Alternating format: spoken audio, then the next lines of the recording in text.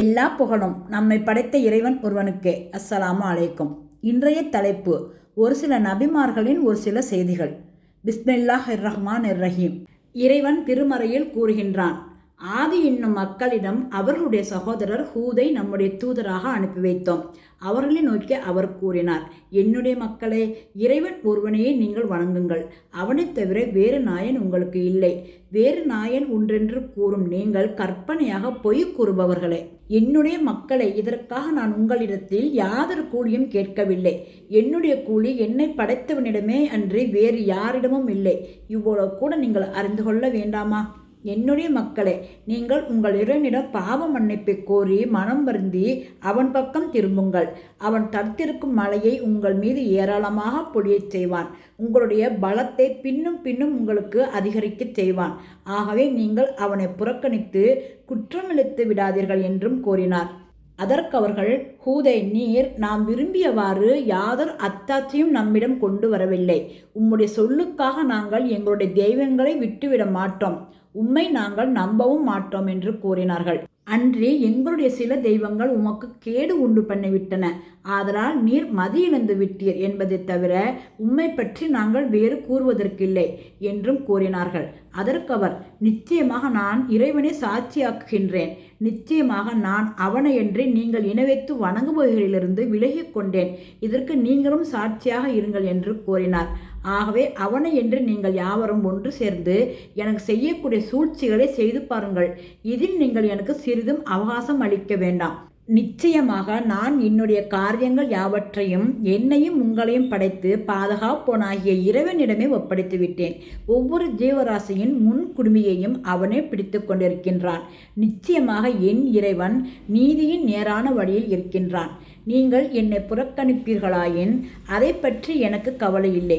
ஏனென்றால் நான் உங்களிடம் எதற்காக அனுப்பப்பட்டேனோ அதனை நிச்சயமாக நான் உங்களுக்கு எடுத்துரைத்து விட்டேன். உங்களை அழித்து உங்களை அல்லாத வேறு ஜனங்களை என் இறைவன் உங்கள் ஸ்தானத்தில் வைத்து விடுவான்.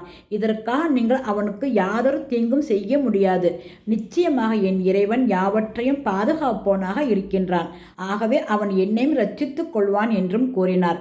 இதன் பின்னும் அவர்கள் அவரை நிராகரித்து விட்டனர். ஆகவே நம்முடைய வேதனையின் உத்தரவு வந்த பொழுது ஹூதையும் அவருடன் விசுவாசம் கொண்டவர்களையும் நம்முடைய அருளால் ரட்சித்து கொண்டு கடுமையான வேதனையிலிருந்தும் நாம் அவர்களை தப்ப வைத்தோம். நபியை, இது ஆது மக்களின் சரித்திரமாகும். அவர்கள் தங்கள் இறைவனின் சான்றுகளை நிராகரித்து அவர்களிடம் அனுப்பப்பட்ட அவனுடைய தூதர்களுக்கு மாறு செய்தார்கள்.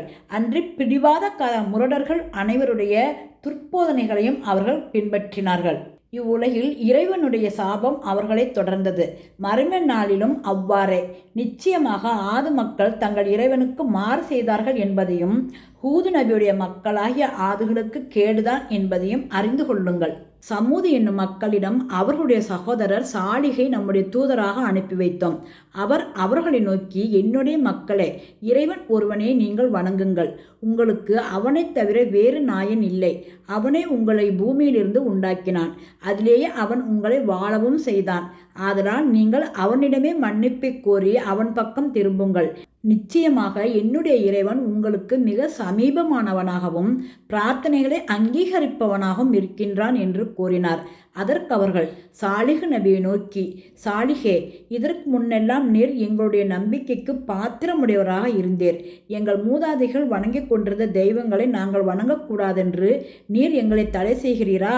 நீர் நம்மை எதனளவில் அழைக்கிறீரோ அதனை பற்றி நிச்சயமாக நாம் பெரும் சந்தேகத்தில் இருக்கிறோம் என்று கூறினார்கள். அதற்கு அவர், என்னுடைய மக்களே, நான் என் இறைவனின் தெளிவான அத்தாட்சியின் மீது இருக்க அவன் தன் புறத்திலிருந்து நபித்துவத்தையும் அருளி கொண்டிருக்கும் நிலையில் நான் அவனுக்கு மாறு செய்தால் அவன் என்னை தண்டிக்க மாட்டானா? அந்நேரத்தில் இறைவனிடத்தில் எனக்கு உதவி செய்பவர் யார் என்பதை நீங்கள் கவனித்தீர்களா?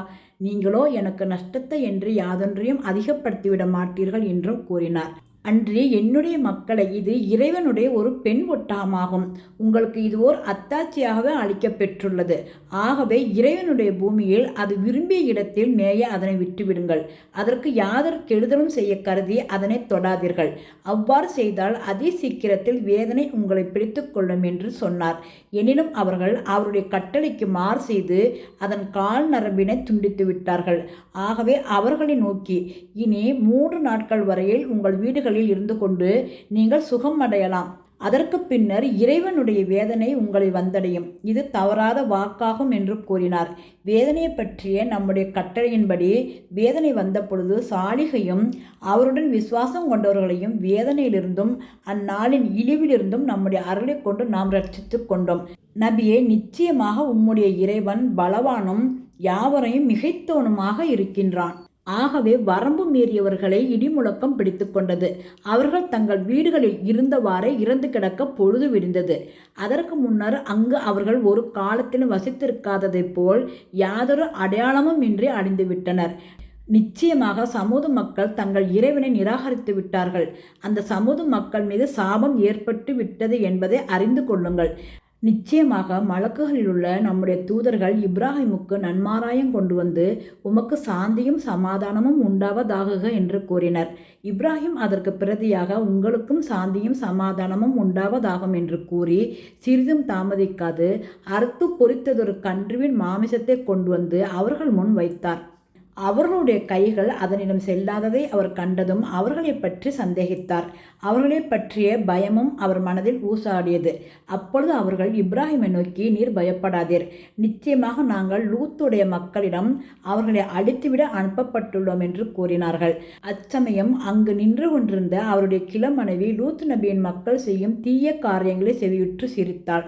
ஆனால் அதே சமயத்தில் அவளுக்கு இஸ்ஹாக் என்னும் குமாரனை பற்றியும் இஸ்ஹாக்கு பின்னர் யாக்கூப் என்னும் பேரன் பிறக்கப் போவதை பற்றியும் நன்மாராயம் கூறச் செய்தோம். அதற்கவள், என்னுடைய துக்கமே, மாதவிடாய் நின்று நான் கிழவியாகவும் என்னுடைய கணவர் ஒரு விருத்தாப்பியராகவும் ஆனதன் பின்னர் நான் கர்ப்பமாகி பிள்ளை பெறுவேனா? நிச்சயமாக இது ஆச்சரியமான விஷயம் என்றாள். அதற்கு அவர்கள், இறைவனுடைய சக்தியை பற்றி நீ ஆச்சரியப்படுகிறாயா? இறைவனுடைய அருளும் அவனுடைய பாக்கியங்களும் இப்ராஹிமுடைய இவ்வீட்டிலுள்ள உங்கள் மீதுள்ளன. நிச்சயமாக அவன் மிக்க புகழுக்குரியவனாகவும் மகிமையுடையவனாகவும் இருக்கின்றான் என்று கூறினார்கள். இப்ராஹிமுடைய திடுக்கம் நீங்கி அவருக்கு நன்மாராயம் கிடைத்த பின்னர் லூத்துடைய மக்களை அழித்து விடுவதை பற்றி அவர் நம்முடைய மலக்குகளுடன் தர்க்கம் செய்ய ஆரம்பித்து விட்டார். நிச்சயமாக இப்ராஹிம் மிக்க இலகிய மனமுடையவராகவும் இரக்க சிந்தனையுடையவராகவும் எதற்கும் நம்மையே நோக்குபவராகவும் இருந்தார்.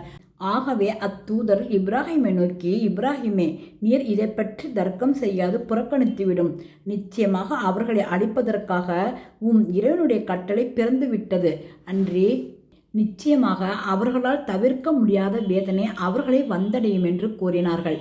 இப்ராஹிமிடமிருந்து நம் தூதர்கள் லூத்திடம் வந்த பொழுது அவர் அம்மலக்குகளை தம் மக்களிடமிருந்து எவ்வாறு பாதுகாப்பது என்று கவலைக்குள்ளாகி அவரது மனம் சுருங்கி இது மிக்க நெருக்கடியான நாள் என்று கூறினார்.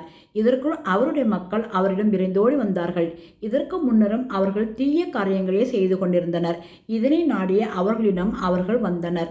அதற்கு லூத் நபி அவர்களை நோக்கி, என்னுடைய மக்களை இதோ என்னுடைய குமாரத்திகள் இருக்கின்றனர். அவர்களை திருமணம் செய்து கொள்வது உங்களுக்கு மிக மிக பரிசுத்தமானதாகும். இறைவனுக்கு நீங்கள் பயந்து கொள்ளுங்கள். என் விருந்தினர் விஷயத்தில் என்னை நீங்கள் அவமானப்படுத்தாதீர்கள். உங்களுக்கு நல்ல உபதேசம் செய்யும் நல்ல மனிதன் ஒருவன் கூட உங்களிடம் இல்லையா என்று கூறினார். அதற்கு அவர்கள், உம்முடைய குமாரத்திகளிடம் எங்களுக்கு எத்தகைய உரிமையும் இல்லை என்பதை நீர் நன்கறிவீர். நாங்கள் விரும்புவது என்ன என்பதையும் நிச்சயமாக நீர் நன்கறிவீர் என்று கூறினார்கள். அதற்கு அவர், உங்களை தடுக்க போதுமான பலம் எனக்கு இருக்க வேண்டாமா? அல்லது உங்களை தடுத்துவிடக்கூடிய பலமான ஆதரவை நான் அடைய வேண்டாமா என்று மிக துக்கத்துடன் கூறினார். அதற்கு லூத்துடைய விருந்தாளிகள் அவரை நோக்கி, லூத்தே, நிச்சயமாக நாங்கள் இறைவனால் அனுப்ப பெற்ற தூதர்களாகிய மலக்குகள் ஆவோம். இவர்கள் நிச்சயமாக உம்மை வந்தடைய முடியாது. இன்று இரவில் சிறிது பாகம் இருக்கும் பொழுதே நீர் குடும்பத்துடன் இங்கிருந்து வெளியேறிவிடும். உம்முடைய சொல் கேளாத உம்முடைய மனைவியை தவிர உங்களில் ஒருவரும் அவர்களை திரும்பியும் பார்க்க வேண்டாம். அவர்களை தொடும் வேதனை நிச்சயமாக அவளையும் பிடிக்கும். வேதனை வர நிச்சயமாக இவர்களுக்கு வாக்களிக்கப்பட்ட நேரம் விடியற்காலையாகும். விடியற்காலை சமீபத்து விடவில்லையா என்று கூறினார்கள். நம்முடைய கட்டளை நேரம் வந்ததும் அவர்களுடைய ஊரை மேல்கீழாக கவிழ்த்து விட்டோம். அன்றே அதற்கு முன்னர் அவர்கள் மீது சுடப்பட்ட செங்கற்கற்களை மலையைப் போல் பொழியச் செய்தோம். எரியப்பட்ட செங்கல் ஒவ்வொன்றிலும் இறைவனால் அடையாளமிடப்பட்டிருந்தது. புரட்டப்பட்ட அவ்வூர் மக்காவில் வாழும் இவ்வக்கிரமக்காரர்களுக்கு வெகு தூரமல்ல.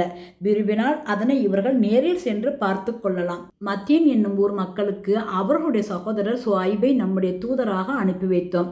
அவர் அவர்களை நோக்கி, என்னுடைய மக்களே, இறைவன் ஒருவனே நீங்கள் வணங்குங்கள். அவனைத் தவிர வேறு நாயன் உங்களுக்கு இல்லை.